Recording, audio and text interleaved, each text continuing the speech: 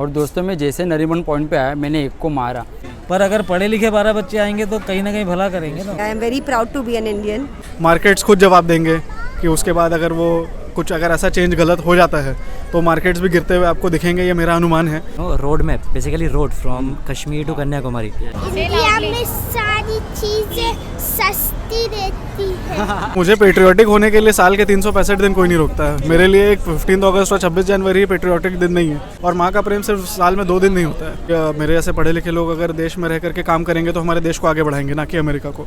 तो सबसे पहले आप सभी को मेरी तरफ से दिल से सॉरी, क्योंकि अगर मैं इंटरव्यू लेते वक्त कहीं अटक गया रहूँगा या फिर फंबल हुआ रहूँगा उसके लिए। हेलो नमस्कार दोस्तों, मैं विघ्नेश खेड़सकर यानी कि आपका अपना नोमैड विघ्नेश। तो स्वागत करता हूँ आप सबका आज के एक नए ब्लॉग में। तो सबसे पहले आप सबको गणतंत्र दिवस की हार्दिक शुभकामनाएं, हॅपी इंडिपेंडन्स डे आणि स्वातंत्र्य दिनाच्या हार्दिक शुभेच्छा सगळ्यांना माझ्याकडून।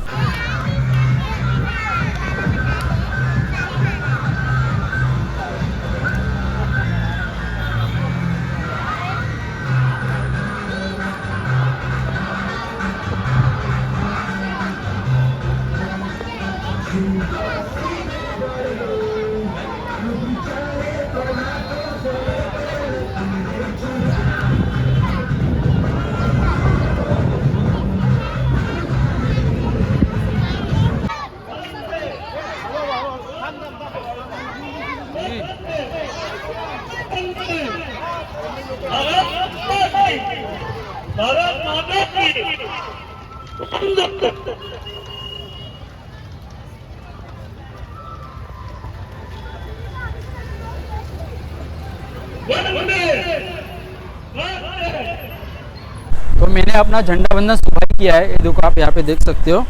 वैसे तो रात को ही हुआ था, रात को 12 बजे, क्योंकि हमारे यहाँ पे सोसाइटी में रात को 12 बजे लाउड स्पीकर लगा दे और उस पर राष्ट्रगीत लगा दे। तो हम लोग सभी रात को पहले मतलब कर लेते झंडा वंदन, अपने राष्ट्रगीत पे खड़े रह के, फिर सुबह जाके मतलब नीचे ग्राउंड में फ्लैग होस्टिंग करते। तो आई होप कि आप सब ने भी आपका अपना फ्लैग होस्टिंग झंडा वंदन किया होगा। तो दोस्तों मैंने बहुत पहले प्लान किया था कि इस बार का झंडा वंदन मैं जम्मू कश्मीर में श्रीनगर सिटी के लाल चौक में जाके करूँगा, और कुछ कारणों की वजह से मैं लाल चौक जा नहीं पाया। तो कश्मीर जाने का प्लान मेरा इसलिए था क्योंकि कश्मीर के कुछ लोग हैं वो मेरे बहुत खास है। वो बोलते भाई आप कश्मीर आओ, हम आपको पूरा कश्मीर घुमाएंगे। इनफैक्ट वो बोलते कि हमारे घर पे आप स्टे करो, और मुझे भी बोलते कि आप हमें मुंबई लेके चलो, आपका कल्चर, आपके फेस्टिवल्स दिखाओ, मुंबई भी दिखाओ। मुझे देखते भाई कभी प्लान बनाएंगे। तो दोस्तों मैं कश्मीर तो नहीं जा पाया, तो फिलहाल तो मुंबई में हूँ, और मुंबई के अभी मैं नरीमन पॉइंट एरिया में हूँ। ये देखो आप देख सकते हो पीछे, जो मुंबई के लोग हैं उन्होंने तो ऐसे ही पहचान लिया होगा, और जो मुंबई के नहीं उन्हें बता रहा हूँ मैं। अभी वहाँ जाके देखेंगे, आपको दिखाऊंगा नरीमन पॉइंट कैसा दिखता है और क्या है वो। तो सबसे पहले मैं आप सबकी माफ़ी चाहता हूँ, क्योंकि यहाँ पे इतनी तेज़ हवा चल रही है कि मेरा आवाज़ ब्रेक हो रहा है और माइक भी कुछ काम नहीं कर पा रहा है। तो जो जैसा आ रहा है आपको उसमें एडजस्ट कर लो, और दिल से सॉरी। तो वैसे भी आज 76 इंडिपेंडेंस डे, तो सोचा क्यों ना फिर मुंबई के लोगों से कुछ 2-4 सवाल जवाब कर लूँ देश के बारे में।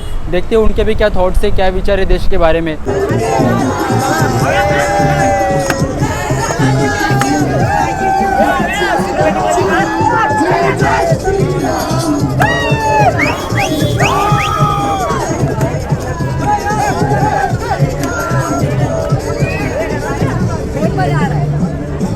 सर आपका नाम? मेरा नाम राजेश पटेल है। तो राजेश जी, आपका नोमैड विघ्नेश चैनल पे बहुत बहुत स्वागत है। सबसे पहले तो आपको स्वतंत्रता दिन की बहुत बहुत शुभकामनाएं। आपको भी बहुत बहुत थैंक यू सो मच। तो मेरा सवाल आपसे ये है कि जैसे कि पिछले साल भारत का अमृत महोत्सव था, तो हमने 75 साल में से अभी 77 ईयर में गए। तो इन 76 ईयर में भारत ने इसे मतलब किस तरह की तरक्की की है, और आप उसको मतलब किस वे में देखते हो? भारत ने हर क्षेत्र में बहुत तरक्की की है। अभी पिछले जो 2 साल हमने देखे, भारत को हेल्थ केयर के अंदर सेल्फ डिपेंडेंट होने की ज़रूरत थी, जो भारत ने अपने आप को प्रूव किया है। भारत ने कोरोना जैसे महामारी को अपने आप ही हैंडल किया है, बिना किसी और देश की मदद लिए हुए। पूरे वर्ल्ड को वैक्सीन प्रोवाइड किया है, और मेडिकल के क्षेत्र में और भी कई उपलब्धियां भारत ने हासिल की है। तो आप और क्या सोचते हैं भारत के बारे में, और आपके विचार क्या होगी कि और भारत क्या किस तरह की तरक्की करे? जैसे कि हमारे प्रधानमंत्री ने आज सुबह भी बताया कि सन 2047 में भारत विकसित देशों की लिस्ट में आ जाएगा। तो मेरा पूरा विश्वास है कि भारत विकसित देश की लिस्ट में आ जाएगा, जिस गति से विकास हो रहे हैं उस गति से। तो मैम आपके क्या विचार इस पर? मैं भी यही कहना चाहूँगी कि जिस तरीके से मोदी जी के सुपरविजन में इंडिया चल रहा है और तरक्की कर रहा है, आगे भी चलता रहेगा और ऐसे ही आगे बहुत फास्ट स्पीड से प्रगति करता रहेगा। तो सर मेरा दूसरा सवाल ये आपसे कि जैसे कि एक अकेले मोदी जी को मतलब भाजपा को हराने के लिए अपोजिशन पार्टी ने 24 पार्टी एक करके पूरा गठबंधन बना लिया है, तो आपको क्या लगता है जो गठबंधन बना लिया है वो देश के हित के लिए बनाया है कि उन्होंने अपने परिवार के हित के लिए बनाया है? एक्चुअली गठबंधन उसको बोलते हैं अगर समान विचारधारा के लोग आपस में जुड़े तो। ये तो तमाशा है इनका। ये गठबंधन कितने दिनों तक ये बंधन रहेगा यही देखने में मज़ा आएगा। ये गठबंधन है ही नहीं, हम इसको गठबंधन ही नहीं मानते हैं। गठबंधन हमेशा एक जैसी विचारधाराओं के लोगों का बनता है। जी, पर इनको ऐसी क्या ज़रूरत पड़ी कि इनको मतलब 24 पार्टी को एक साथ लाने की ज़रूरत पड़ी एक अकेले मोदी जी के खिलाफ? देखो डर है, जब डर के समय जब किसी को भी डर लगता है तो वो किसी न किसी तरीके से अपने डर को मिटाने की कोशिश करता है। तो यहाँ पर अकेले मोदी जी का सामना करने की इनमें से किसी में ताकत नहीं है, तो इनको ऐसा भ्रम है कि अगर हम एक साथ खड़े हो जाएंगे तो शायद मोदी जी से मुकाबला कर सके। ये भी एक भ्रम ही है। तो मेरा तीसरा सवाल आपसे है कि जैसे ब्रिटिश इंडिया में आने से पहले बोलते हैं कि इंडिया की जीडीपी कुछ 30 या 33% से मतलब पूरे वर्ल्ड में एक अकेला इंडिया शेयर करता था। तो उसके बाद ब्रिटिश आने के बाद पूरी ध्वस्त हुई। तो जो ध्वस्त होने के बाद जो 0 पे से अभी कुछ मतलब इंडिया 5वें पायदान पर है, तो मतलब एक कुछ कामयाबी है या नहीं? तो जीडीपी जो होता है वो डायरेक्टली कोरिलेट करता है कि देश कितना प्रगति कर रहा है और वो देश अपने ही नागरिकों पे किस हिसाब से खर्चा करना चाहता है। जीडीपी इन दो चीज़ों पे निर्भर करता है। तो ये तो हम अभी बात कर ही चुके हैं कि मोदी जी के नेतृत्व में देश ने तरक्की तो की। आज मोदी जी ने 10वीं बार लाल किले पे झंडा फहराया था। इसका मतलब 10 साल से इतना सफल नेतृत्व कर रहे हैं और वो चेंजेस हर किसी ने अनुभव किए हैं। जो अपोजिशन में बैठे हैं वो भी अनुभव कर रहे हैं, जो मोदी जी के फेवर में बैठे हैं वो भी अनुभव कर रहे हैं। इसका मतलब पूरा देश अनुभव कर रहा है। अच्छा, तो मैं आपसे और पूछना चाहता हूँ कि जैसे मोदी जी ने ऐलान किया कि आने वाले 2027 या 2030 तक इंडिया को वर्ल्ड के टॉप 3 के इकोनॉमी में लाना है, क्या वो ला सकते हैं क्या? तो इसके ऊपर अपोजिशन ने मतलब अपोज किया है कि वो बोले कि वो नहीं कर सकते, उनका भरोसा नहीं है। पर मोदी जी और उनकी भाजपा पार्टी बोलती है कि मेरी देश की जनता को मेरे पे विश्वास है। एक्चुअली ये सिर्फ मोदी जी नहीं बोल रहे हैं, पूरा वर्ल्ड बोलता है। और भारत की जो जनसंख्या है वो पूरे विश्व को अपनी तरफ आकर्षित करती है। अगर कोई किसी भी और कंट्री को भारत में बिजनेस करने का मौका मिलता है या किसी भी प्रकार का इन्वेस्टमेंट करने का मौका मिलता है, तो जो सबसे बड़ी पॉपुलेशन है जो आज से पहले 2 साल पहले तक चाइना इस चीज़ को चाइना इसका काफ़ी फेवर लेता था, बिकॉज चाइना सबसे बड़ा पॉपुलेशन था। अभी India is the capital of population in the world. तो इंडिया की और टैलेंट से देश भरा हुआ है। आज भी जितने विकसित देश है, अमेरिका देख लो आप, यूरोप की सारी कंट्रियां देख लो, उसमें टॉप से टॉप पोजीशन पे इंडियंस लोग बैठे हुए हैं और उन्होंने प्रूव किया हुआ है कि उनके पास टैलेंट बहुत है। तो जो अभी इंडिया पॉपुलेशन में सबसे टॉप पे, तो आपको क्या लगता है ये अच्छी बात है या बुरी बात है? अगर ये बुरी बात है तो इसको कैसे कंट्रोल किया जाए? इसमें बुरा ही कुछ भी नहीं है। पर जैसे मतलब देश में पॉपुलेशन बढ़ते हैं वैसे मतलब खर्चे भी बढ़ते हैं और लोगों को मतलब दिक्कत आती है। अपन उल्टा देखो ना, पॉपुलेशन बढ़ते हैं तो काम करने वाले हैंड्स भी बढ़ते हैं, इनकम भी बढ़ती है। मतलब वो तो अगर गलत जगह पे पॉपुलेशन बढ़ेगी तो गलत, अभी यानी जो अनपढ़ लोगों की अभी लालू प्रसाद यादव के अगर 12 बच्चे और हो जाएंगे तो वो धरती पे बोझ है। पर अगर पढ़े लिखे 12 बच्चे आएंगे तो कहीं ना कहीं भला करेंगे ना। तो सर आपके क्या विचार देश के तरक्की पर? इस समय तो सही रास्ते पे चल रहे हैं, हम लोग देख ही रहे हैं। अपोजिशन की बात तो अलग है, बट रियलिटी जो है जनरल पब्लिक देख रही है। ठीक है, चैलेंजेस है, कोई चीज़ जब इतना फ़र्क आएगा तो चैलेंजेस तो होंगे। हर आदमी खुश नहीं हो सकता है, वो भी एक होता है। जब इतनी बड़ी जनसंख्या, सब तो खुश नहीं हो सकते। और बाकी कुछ चीज़ पॉलिटिकली मोटिवेटेड है जो हम लोग को भूलना पड़ेगा, आगे बढ़ना पड़ेगा। चीज़ें तो सही रास्ते पे चल रही है एंड इतनी जल्दी नहीं होंगी। जब लोग बोल रहे हैं कि भाई 10 साल हो गए, ठीक है 10 साल हुए हैं, मगर अभी तो और लगेगा समय इसको ठीक होने में, मगर रास्ता तो सही जा रहा है। तो मैम आपसे मेरा ये सवाल है कि अभी जो देश जो चल रहा है, तो आप क्या चाहते हैं कि देश की कमान देश बचाने वाले के हाथ में होनी चाहिए या देश बेचने वाले के हाथ में होनी चाहिए? ये तो मेरी नहीं, सारी इंडिया की ही होगी, जो देश को बचाने वाला ही और सब एक जैसा सोचते हैं। लेकिन बस इतना ही है कि जो चीज़ बिगड़ जाती है उसको सही लगने में थोड़ा टाइम लगता है। तो अभी हमारा देश जो संभल रहा है, 10 साल लगे हैं, 10 साल और लग जाएगा, हमें देने में नहीं है। लेकिन हम ये चाहेंगे जो कमान जो देश की दी जाए वो ऐसे हाथों में दी जाए जिससे कि सबको सेफ्टी, सिक्योरिटी और कंटेनमेंट मिल ले। तो आपको यूसीसी के बारे में कुछ पता है? यूनियन सिविल कोड, एक देश एक कानून, सुना होगा। तो मुझे पता है जो यूसीसी आने वाला यूनियन सिविल कोड, एक देश एक कानून, तो इसके लिए आप लोगों को क्या बोलना चाहते हैं? मतलब बहुत से लोग इसको समझते हैं कि ये मतलब लोगों के खिलाफ़ होने वाला है, तो आप इन लोगों को बताओ कि लोगों के खिलाफ़ नहीं, इससे लोगों को मतलब काफ़ी कुछ फ़ायदा होने वाला है। तो होता ये है कि सब लोग अपनी प्रतिक्रियाएं दे रहे हैं बिना जाने कि है क्या, है ना। ये बात पहले भी हम देख चुके हैं। तो पहली तो बात ये हो कि समझो कि क्या है। जनरली लोग ये सोच रहे हैं कि भाई हमारा रिलीजन का जो रूल्स हैं वो ख़त्म हो जाएंगे, और उस बात को पॉलिटिकल पार्टीज उसको ओवर प्ले करती है। बात ये है जनरल पब्लिक को ये करना है कि पहले समझ तो ले कि प्रपोजल क्या है। करेक्ट। अभी सबसे बड़ी बात तो नेचुरली इंडिया को छोड़ के हर जगह यूसीसी ही है। करेक्ट। प्रैक्टिकली तो सब जगह है, हम ही हैं नहीं हैं, तो कोई कारण नहीं है जो हम नहीं कर सकते हैं। बट इट इज़ यही बात है कि जनरल पब्लिक ये समझ ले कि पॉलिटिकल पार्टीज उनको अपनी तरफ खींच रही हैं और भेदभाव कर रही है। अगर उस पर बाहर निकल है यूसीसी तो होना ही चाहिए हर जगह, देयर इज नो रीज़न जो नहीं होना चाहिए। तो सर आपको क्या लगता है, एक देश में 10 कानून होने चाहिए, एक देश में एक ही कानून होना चाहिए कि जिससे देश अच्छे से चले? एक देश में एक कानून हमेशा ही अच्छा है ना। जब एक देश एक टाइम को फॉलो करता है तो एक कानून को फॉलो करना चाहिए। एक देश में एक ही कानून होना चाहिए। और हम लोग, हमारा देश जिन जिन देश को प्रतिभाशाली देशों के रूप में गिनता है, चाहे वो अमेरिका को फॉलो करता हो, चाहे वो यूरोपियन कंट्री को फॉलो करता हो, देखे कि विकसित देशों में क्या है, एक देश एक ही कानून है ना। तो एक देश एक ही कानून होना चाहिए। तो थैंक यू सो मच आपके कुछ कीमती पलों के लिए। जय हिंद, जय भारत। जय हिंद, जय Bharat. Thank you very much. नाम क्या है मेरा नाम इंतज़ार हुसैन है। आपका? सनी गुप्ता। आपका? केतन सारगे। तो सबसे पहले आप तीनों का स्वागत है नोमैड बिजनेस चैनल पे, और आपको जय हिंद, जय भारत, स्वतंत्र दिन की बहुत बहुत शुभकामनाएं। तो मेरा सवाल आपसे तीनों से ये है कि जैसे कि पिछले वर्ष अपने भारत का अमृत महोत्सव था, तो 75 में से 76 में आए, अभी 77 में आए, तो इन 76 ईयर में भारत ने किस तरह की तरक्की की और आप उसको किस वे में देखते हो? सो आई थिंक काफ़ी तरक्की हुई है। हम डिजिटली बहुत आगे जा चुके हैं, हम डिफेंस में बहुत आगे हैं। As a country we have grown, तो काफ़ी डेवलपमेंट हुआ है। सर हमारी इकोनॉमी में भी काफ़ी रैंक बूस्टअप हुआ है। सो अभी आप वो भी देखोगे रोडवेज एंड ऑल, तो Nitin Gadkari is doing a great job for our country. So अभी कल ही मैं एक इंटरव्यू देख रहा था, what he was saying that now अभी we have road map, basically road from Kashmir to Kanyakumari. So that he was explaining to everyone how we can go from Kashmir to Kanyakumari by road. By single road? By a single road. Though we have a different Kashmir to Kanyakumari. Okay.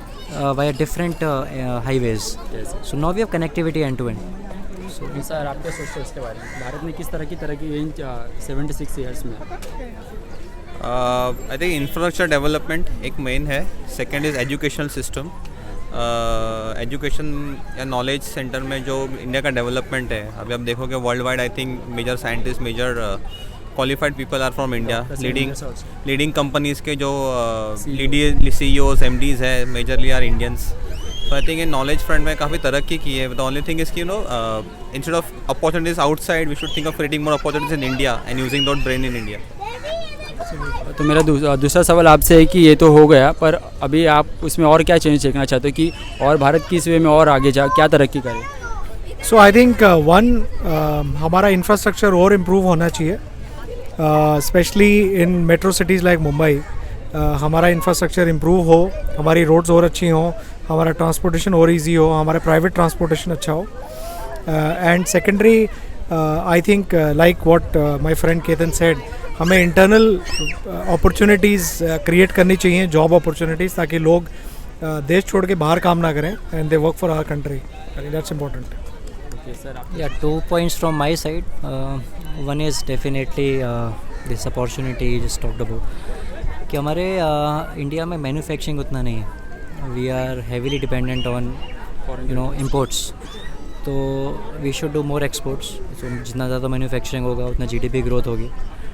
And secondly is tax, only single digit % of the overall population pay taxes. तो वो थोड़ा मुझे लगता है कि tax payer को अगर हम थोड़ा और मोटिवेट करेंगे तो हमारा टैक्सेशन थोड़ा बेटर होगा, इम्प्रूव होगा। उनको थोड़ा प्रिविलेज मिलना चाहिए जो टैक्स पेयर है, so that it can act as a motivation to those who don't pay taxes. तो that's it from my side. तो मेरा दूसरा सवाल आपसे तीनों से कि जैसे एक अकेले मोदी जी भाजपा को हराने के लिए अपोजिशन पार्टी ने 24 पार्टी को एक साथ लिया, गठबंधन किया है, क्या वो हो सकता है? और उन्होंने जो किया है गठबंधन, तो उन्होंने वो देश के हित के लिए किया है या अपने हित के लिए किया है? See every country in a democratic system opposition होना चाहिए. फ़िलहाल हमारे पास कोई स्ट्रॉन्ग अपोजिशन नहीं है एंड उसको फिलअप करने के लिए maybe some of the parties have come together.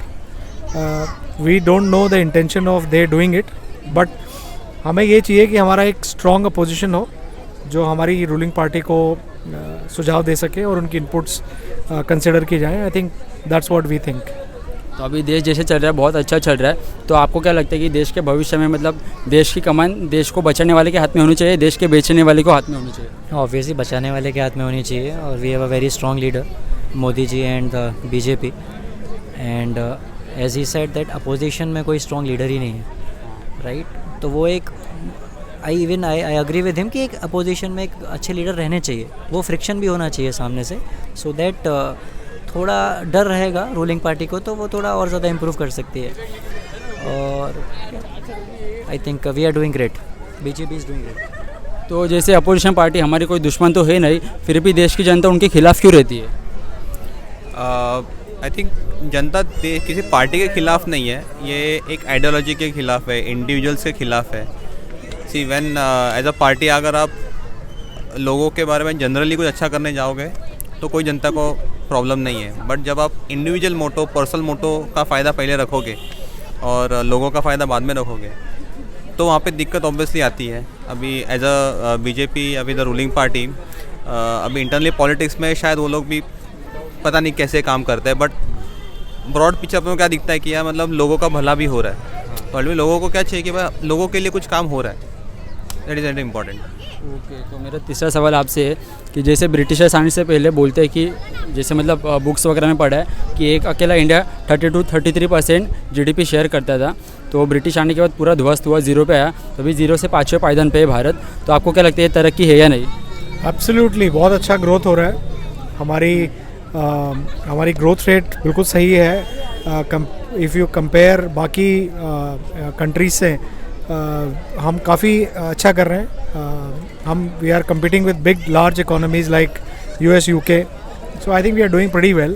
तो मुझे लगता है that we are on right track. This is what we think.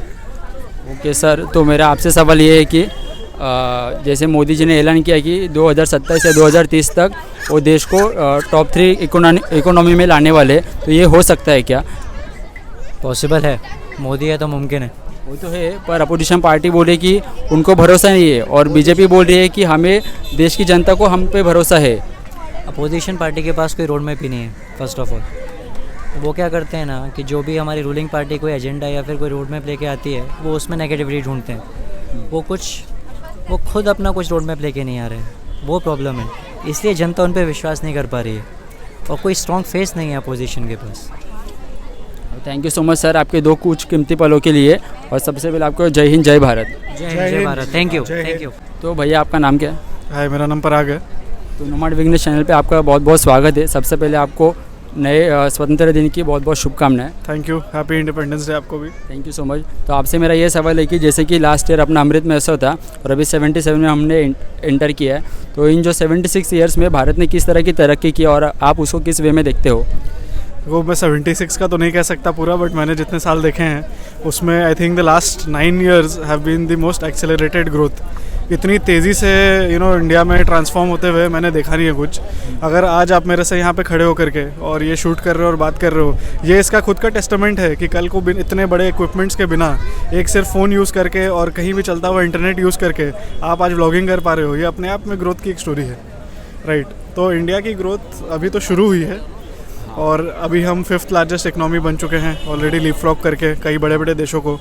And आज ही मोदी जी ने ये भी कहा कि नेक्स्ट 5 years के अंदर ही जब अगर वो दोबारा आते हैं और आकर के रेड फोर्ट पे दोबारा से तिरंगा लहराते हैं 5 साल बाद, तो उस समय तक इंडिया 3rd लार्जेस्ट इकनॉमी हो जाएगा वर्ल्ड का।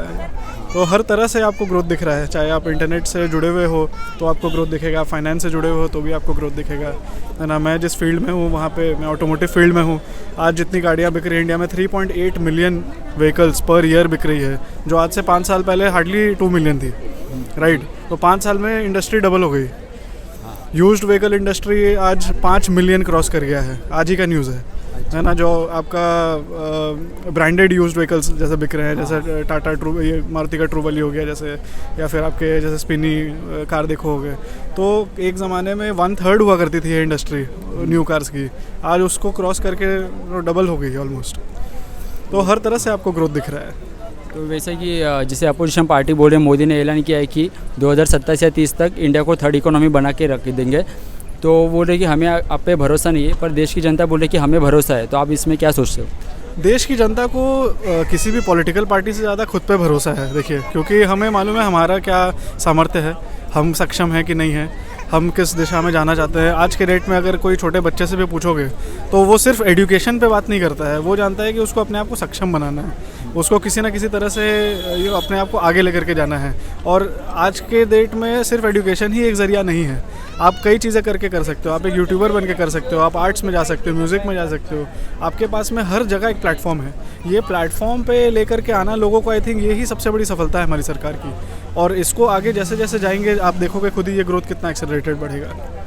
तो जैसे कि अभी मोदी जी हर बच्चे के अंदर देश की प्रेरणा डाल रहे हैं, तो वो सही है नहीं?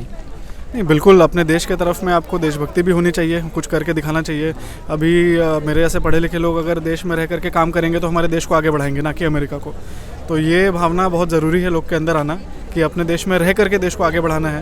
क्योंकि लोग को क्या दिखता था पहले कि सबसे ईजी रास्ता है कि देश से बाहर निकलो, पैसे कमाओ डॉलर्स में और उड़ाओ पैसे रुपए में, है ना। बट अभी वो चीज़ नहीं है। अभी लोग चाहते हैं कि हम इंडिया में रह करके यहीं पे कुछ करें, स्टार्टअप करें। आज इंडिया वर्ल्ड का 3rd लार्जेस्ट स्टार्टअप इकोसिस्टम है, तो अपने आप में लोग देख रहे हैं कि यहाँ पे आज बिज़नेस खड़ा करना ये पॉसिबल है, ग्राउंड अप, और कोई भी कर सकता है, आपको एक टाटा बिरला होने की ज़रूरत नहीं है। तो बहुत से लोग बोलते हैं ये सब मतलब देश के बच्चों में पैट्रियोटिज़म डालना ये फर्जीवाड़ा है, तो आप उसमें क्या बोलते हो? क्योंकि वो बोलते हैं कि ये बस अभी चुनाव आने वाला है, उसके लिए मतलब लोगों को बहला रहे। यार चुनाव हर साल अलग अलग स्टेट में हर 5 साल पे सेंटर पे होते हैं। मुझे कोई लोग मतलब ऐसे सोचते हैं कि ये वोट बैंक राजनीति कर रहे हैं, तो आप क्या सोचते हैं? नहीं, तो मुझे पेट्रियाटिक होने के लिए साल के 365 दिन कोई नहीं रोकता है। मेरे लिए एक 15 अगस्त और 26 जनवरी पेट्रियाटिक दिन नहीं है। मेरे लिए मेरा साल के सारे दिन अपने देश के लिए एक पेट्रियोटिज्म से बढ़ाना चाहिए। और हर एक इंसान को, इंडिया में हो चाहे किसी भी अपने देश के लिए हो, आप जिस कंट्री के हो, आपको उस कंट्री के लिए अपनी माँ के जैसा प्रेम होना चाहिए। और माँ का प्रेम सिर्फ साल में 2 दिन नहीं होता है, वो आपको हर दिन रखना पड़ता है। मेरा आपसे और एक सवाल है, जैसे कि ब्रिटिशर्स इंडिया में आने के पहले बोलते कि इंडिया की 30 या 33% कुछ जीडीपी अकेला इंडिया पूरे वर्ल्ड में शेयर करता था, फिर ब्रिटिशर्स ने उसे पूरा ध्वस्त कर दिया। फिर अभी उन 76 ईयर्स में इंडिया कैसे 5th पोजीशन पे आया है। तो आपको क्या लगता है कुछ अचीवमेंट है या नहीं? देखो, जहाँ पे हम थे ये सबने देखा है कि जब इंडिपेंडेंस हुआ था उस समय इंडिया काफ़ी गरीब एक कंट्री बन गया था। और ये सिर्फ इसलिए था कि उसके पहले ब्रिटिशर्स ने लूटा था, उसके पहले मुगल्स ने लूटा था, उसके पहले मंगोल्स ने लूटा था, पोर्टुगीज़ ने लूटा था।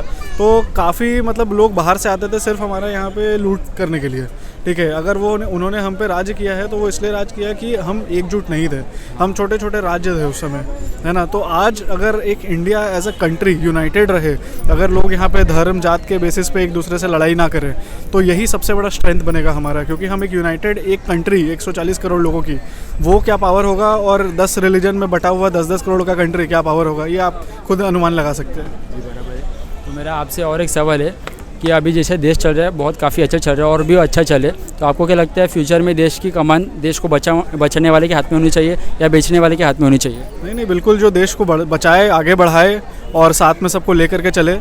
क्योंकि मोदी जी हैं तो वो यही बोलते हैं कि सबका साथ सबका विकास। वो कभी ये नहीं बोलते हैं कि हिंदू का विकास या मुसलमान का विकास ना करें, है ना। उनका एक ही नारा है, सबका साथ सबका विकास। जब तक एक टीम के तरह सब साथ में मिलकर के ना चले तब तक ये नहीं हो सकता है। और ऑपोजिशन भी जब तक कंस्ट्रक्टिव ना बने, अगर सिर्फ किसी चीज़ को अपोज करना है तो उसके लिए आप अपोजिशन कर रहे हो तो you are not deserving even to be in opposition. आपका सफाया हो जाए वही सही है ना। आप अपोजिशन में हो तो आप सही कंस्ट्रक्टिव चीज़ें बताओ, आप ऐसी चीज़ें बताओ कि सामने वाला सोच भी नहीं पाए और तब आपका नाम होगा। क्लास में जो सेकंड आता है ना, वो ये नहीं बोलता है कि आप फर्स्ट क्यों आ रहे हो, आप फर्स्ट आना बंद करो मैं आऊँगा। उसको मेहनत करनी पड़ती है तब वो फर्स्ट आता है। आप फर्स्ट वाले को गिरा के आप फर्स्ट नहीं आ सकते।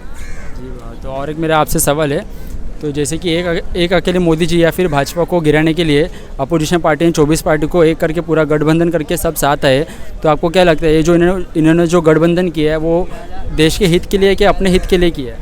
देखिए, देख करके तो यही समझ में आ रहा है कि उन्होंने जिस तरह से INDIA बनाया है तो यूपीए की कब्र तो खुद गई, ठीक है। तो इसीलिए उनको यूपीए को दफनाना पड़ा है और INDIA के नाम से एक नया गठबंधन बनाना पड़ा है। हमारे देश का नाम वो ख़राब करने की कोशिश कर रहे हैं, क्योंकि दोबारा से वो अगले इलेक्शन में भी पिटने वाले हैं। उनके पास कोई एजेंडा नहीं है, ये किसी तरह का आपको एक एकजुट होने का रीज़न होना चाहिए, है ना, कोई एजेंडा होना चाहिए, कोई एक थॉट प्रोसेस होना चाहिए, आइडियोलॉजी होनी चाहिए। इनकी कोई कॉमन आइडियोलॉजी नहीं है, इनका बस एक ही है कि हमें मोदी जी को गिराना है, बीजेपी को और एनडीए को बाहर निकालना है। तो अगर आप मोटिव के साथ में आप इलेक्शन लड़ोगे तो जनता भी बेवकूफ़ नहीं है, वो आपका ये सच को पकड़ लेगी और उसके तरफ ही जाएगी जो किसी गोल, किसी विजन, किसी मिशन के साथ में काम कर रहा है। तो मैं आपसे पूछा हूँ कि ऐसे तो कभी हो ना, पर अगर समझो कभी 2024 में बीजेपी गिर गई और जो कांग्रेस आ गई, तो आपको क्या लगता है देश आगे बढ़ सकता है या नहीं, या देश बचेगा भी या नहीं? देखो, हमने दुनिया भर में काफ़ी सारे ऐसे कैटास्ट्रोफिक इवेंट्स देखे हैं। अगर ऐसा होता है तो ये भी एक कैटास्ट्रोफिक इवेंट के कैटेगरी में आएगा। जैसे कोविड था, उसके पहले 2008 की क्राइसिस थी।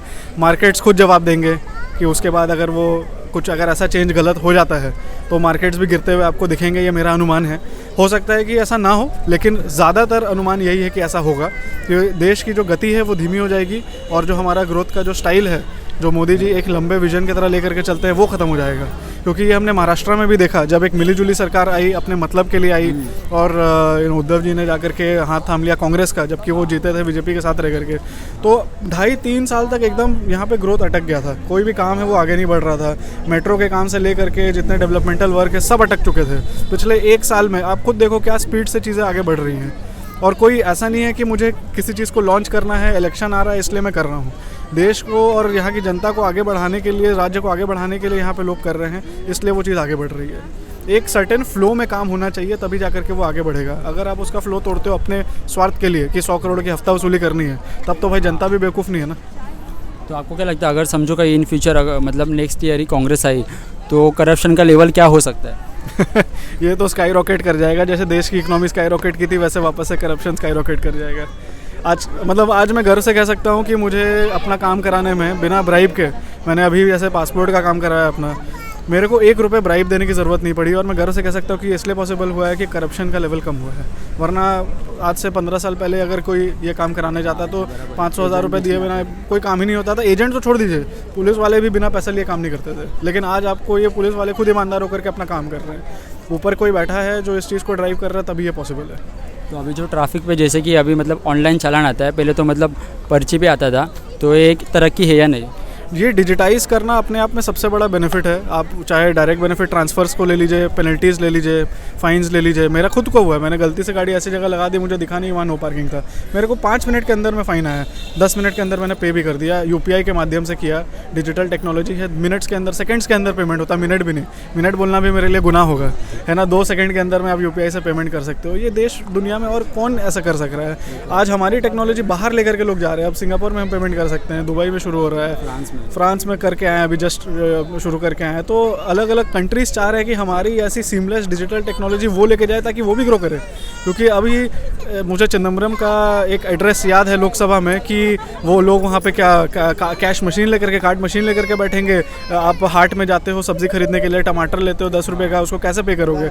आज मैं 3 रुपये का भी अगर मिर्ची लेकर के आता हूँ ना, मैं उसको GPay करता हूँ, UPI करता हूँ विदिन सेकेंड्स। और वो कोई बड़ा आदमी नहीं है, कोई सूट बूट वाला बंदा नहीं है, वो एक छोटा गरीब आदमी है जो सब्जी की दुकान लेकर के फुटपाथ पे बेच रहा है, तो भी वो UPI ले रहा है। ये सच्चाई है आज की, यही हमारे आँख के सामने दिखता हुआ ग्रोथ है। तो थैंक यू सो मच आपके कुछ कीमती पलों के लिए। जय हिंद, जय Bharat. Thank you so much. जय हिंद, थैंक यू।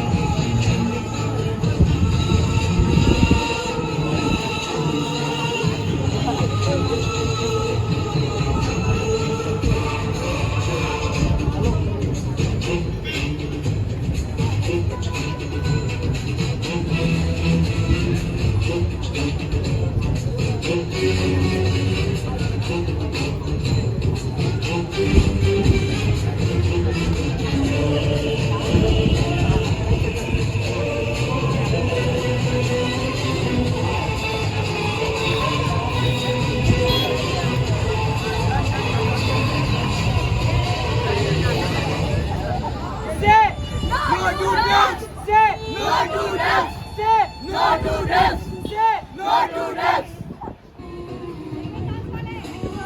दोस्तों ये देखो मुंबई में इंडिया के टॉलेस्ट टावर को कैसे तिरंगे से भर दिया है और ये बहुत खूबसूरत मंजर लग रहा है। इसमें एक्चुअली मतलब बहुत तरह के अलग अलग लाइट्स लगा है, पूरा लाइटनिंग कर दिया है। इसमें बहुत तरह की थीम्स भी है अलग अलग कलर्स की और यहाँ पे ऑलरेडी इंडिया का फ्लैग तो लगा हुआ ही है। जो आपको वीडियो में इतना अच्छा लग रहा है उससे कई ज़्यादा गुना मतलब बहुत खूबसूरत तो ऐसा सामने लाइव देखने में लग रहा है। ये देखो आप तो देख पा रहे होगे। और मेरे साथ ही मेरे बाजू में ये जो टावर है इसको भी लास्ट ईयर अमृत महोत्सव में पूरा लाइटनिंग कर दिया था इसके क्रेन को, पर अभी फ़िलहाल तो ये साल नहीं किया कुछ।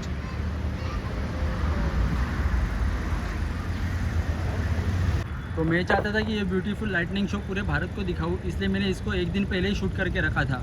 तो सर आपका नाम क्या है? फ़खरुद्दीन सोनी। और आपका नाम? जैनब सोनी।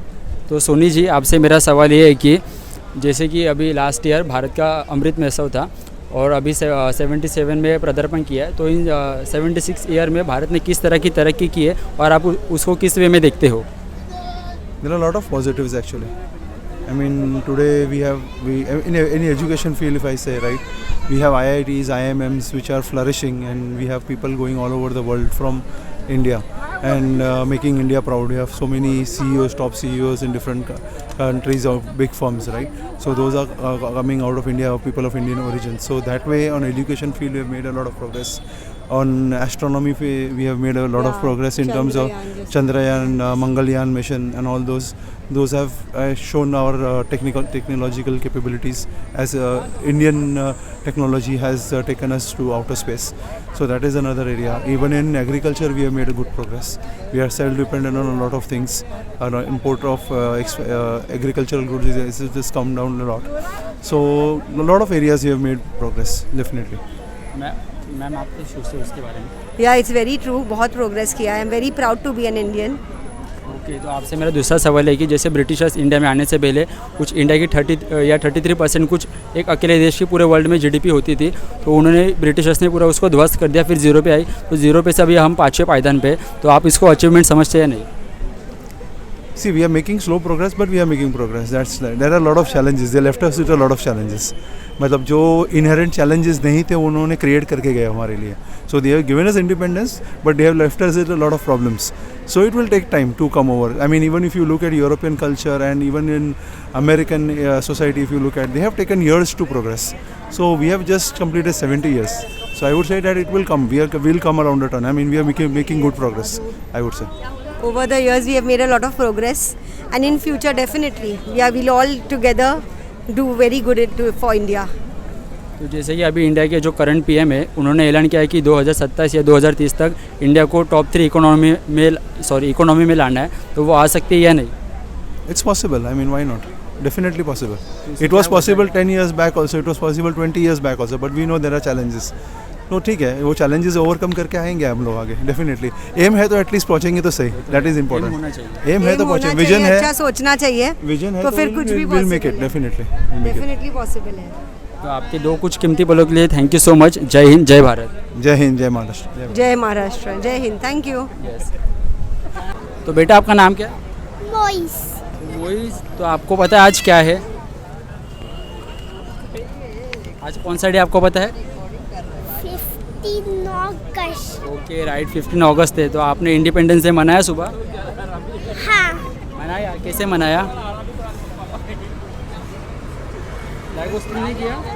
हाँ फ्लैग होस्टिंग किया नहीं आपने? किया ना। तो मैं आपसे पूछा हूँ कि आपको इंडिया अच्छी लगती है क्या? हाँ। क्यों अच्छी लगती है? इंडिया की कौन सी चीज़ें आपको बहुत अच्छी लगती है? इंडिया में सब चीज़ें अच्छा इंडिया में सारी चीज़ें सस्ती रहती है। सस्ती रहती है? आपको क्या सस्ता मिलता है? सब चीज़। सब कुछ? मतलब घर का राशन भी आप ही भरते हो? क्या क्या आपको सस्ता मिलता है? बर्गर, पानी पूरी, वड़ा पाव, डोसा, पाव भाजी, सब कुछ सस्ता मिलता है। कितने में मिलता है आपको? 1 रुपए में? तो नहीं पता कितने रुपए से? आप तो बोलो बहुत सब कुछ सस्ता मिलता है इंडिया में, इसलिए इंडिया बहुत अच्छा लगता है आपको। तो आपको क्या क्या सस्ता मिलता है बताओ? बहुत कुछ। हाँ, बहुत कुछ अच्छा लगता है। कुछ एक खास चीज़ बताओ जो आपको बहुत अच्छी लगती है इंडिया की। बर्गर। क्या? बर्गर? बर्गर तो वेस्टर्न है, इंडिया का नहीं है। बताओ और क्या? पिज्ज़ा। पिज्ज़ा वो तो इटली का है। सब तुम बाहर की चीज़ें बता रहे हो, इंडिया का क्या अच्छा लगता है बताओ। बिरयानी और कुछ? वड़ा पाव। वड़ा पाव डेली खाते हो? नहीं। थैंक यू सो मच आपके कुछ 2 मिनट के लिए। जय हिंद जय भारत। बोलो क्या? जय हिंद जय भारत। जय हिंद जय Bharat. Thank you so much. और दोस्तों मैं जैसे नरीमन पॉइंट पे आया मैंने एक को मारा। एक्चुअली हुआ ऐसे कि वो लोग का कुछ ग्रुप था और वो लोग का ग्रुप कुछ छपरी चाले कर रहा था वहाँ नरीमन पॉइंट पे। तो जो पुलिस थी उसने देख लिया, वो कुछ आलतू फालतूगिरी कर रहे थे तो भड़क गई। तो वो पुलिस लेडी पुलिस थी वो उनका पीछा करने लगी, उनका पीछा की 2 जन का पीछा कर रही थी। उसमें से एक जन उसको मिला तो उसने वो लेडी पुलिस वो लड़के को डंडे से पीटने लगी। तो जैसे उसने डंडे से पीटा वो लड़के को, वो लड़का वो लेडी पुलिस पे इतना ज़ोर से चिल्ला रहा था, क्या बोलूँ, मतलब अनाप शनाप उल्टा सुल्टा बोल रहा था। ये वो आपने मुझे मारा कैसे, ऐसे वैसे ये वो। तो लेडी पुलिस बोल रही थी कि तू वहाँ था, तू वो सब फालतू चाले कर रहा था इसलिए मारा, नहीं तो मेरे को क्या पागल कुत्ते ने काटा नहीं है। तो ऐसे मतलब बातें करते ऐसे मतलब वो लेडी पुलिस के वो आंख पे जा रहा था, उसे ज़ोर से चिल्ला रहा था, उन्हें क्या क्या बोल रहा था। और सब लोग बस खड़े खड़े देखते हुए तमाशा देख रहे थे कि ये लड़का मतलब लेडी पुलिस पे चिल्ला रहा है और कुछ कर भी नहीं रहा है। तो मतलब बस शांति। वो लेडी पुलिस करे भी तो क्या, भले वो पुलिस है पर लेडीज़ की पावर और जेंट्स की पावर में फ़र्क तो होता है ना। तो सब लोग देख रहे कोई नहीं। तो जैसे मैंने देखा ये लोग सब देख रहे तमाशा कुछ नहीं, तो मैंने डायरेक्ट उसको मारा। तो मारा इसलिए क्योंकि अच्छी बात भी हुई कि मैंने उसको मारा, इसलिए मतलब वो जो झगड़ा चल रहा था वो शांत भी हुआ। तो वो लड़का भी शांत हुआ थोड़ा, मतलब बेचारा रोने लगा, मुझे भी बुरा लगा। फिर बाद में उसको मैंने सॉरी बोला, अपने दिल से भी सॉरी बोला और वो पुलिस भी शांत हुई, लड़का भी शांत हुआ। बोले मुझे मारा क्यों, एकदम मैं तो उसमें था ही नहीं। तो तू था नहीं ना, तो तू उधर खड़ा रहने का था ना, तू भागा क्यों वहाँ से? तू भागा इसलिए वो लेडी पुलिस को लगा कि तूने जो वो लोग जो कुछ कर रहे थे उसमें तेरी भी गलती है, इसलिए अगर तू भागते नहीं तो तुझे वो पिटते नहीं। तो क्या हुआ, तो मारा इसलिए मैंने कि वो उन पे बहुत चिल्ला रहा था। वो मारा इसलिए भी अच्छा हुआ क्योंकि अगर वो मतलब बहुत गुस्से में था वो लड़का और लेडी पुलिस पे ऐसे चिल्ला रहा था ना, कहीं वो गुस्से पे मतलब लेडी पुलिस पे हाथ छोड़ देता तो बेचारे के मतलब लेने के देने होते और उसकी बेचारे की ज़िंदगी ख़राब होती। उससे अच्छा वो एक फटका खा के मतलब शांत हो जाए, वो अच्छा था। फिर उसको मारने के बाद वहाँ के 4 लोग मेरे समर्थन में आए। वो बोले भाई तुमने जो किया बहुत सही किया, क्योंकि इनमें से कोई एक ऐसी हरकतें करता है और वहाँ मतलब फ़ॉरेन में पूरे देश का नाम ख़राब होता है। फिर लोग बोलते वहाँ जाके कि इंडिया ऐसा है, इंडिया वैसा है। तो वो लोग को भी समझना चाहिए हम लोग कैसे रहने चाहिए। कोई लोग आए तो कैसा मतलब उनके सामने पेश अपने को करे, कैसा बर्ताव रखे। कि वहाँ पर जो कुछ फॉरेनर भी आए थे आज, तो वो भी उनसे मतलब तंग हुए थे, तो वो लोग भी दूर दूर भाग रहे थे। वो सब मैंने अपने आँखों से देखा है। तो वो लड़का गुस्से में पुलिस पे हाथ छोड़ के अपनी ज़िंदगी ख़राब करने से अच्छा वो मेरा एक लाफा खाया, वो मुझे सही लगा और काफ़ी लोगों को वही सही लगा कि वो ऐसे गुस्से में था। मैंने देखा ना, मैंने अपनी पूरी लाइफ में अब तक देखा नहीं कि कोई मतलब इतना चिल्लाया हो, मतलब इतना भड़का, वो भी लेडी पुलिस पे। तो सबसे पहले आप सभी को मेरी तरफ से दिल से सॉरी, क्योंकि अगर मैं इंटरव्यू लेते वक्त कहीं अटक गया रहूँगा या फिर फंबल हुआ रहूँगा उसके लिए, कि इतनी बड़ी हज़ारों की तादाद में मैंने फ़र्स्ट टाइम कहीं पब्लिकली इंटरव्यू लिया, इसलिए क्योंकि इंट्रोवर्ट टाइप का जो इंसान होता है वो मुझे निकलना था कहीं से। तो इसलिए मैंने मतलब इसलिए मैंने ये अटेम्प्ट किया कि पब्लिकली जाऊँ और कुछ इंडिपेंडेंस डे का इंडिया के बारे में कुछ सवाल जवाब करूँ लोगों से। और हम इसमें बिल्कुल शामिल नहीं हैं, हम लोग खुश भी नहीं हैं इनको देख के।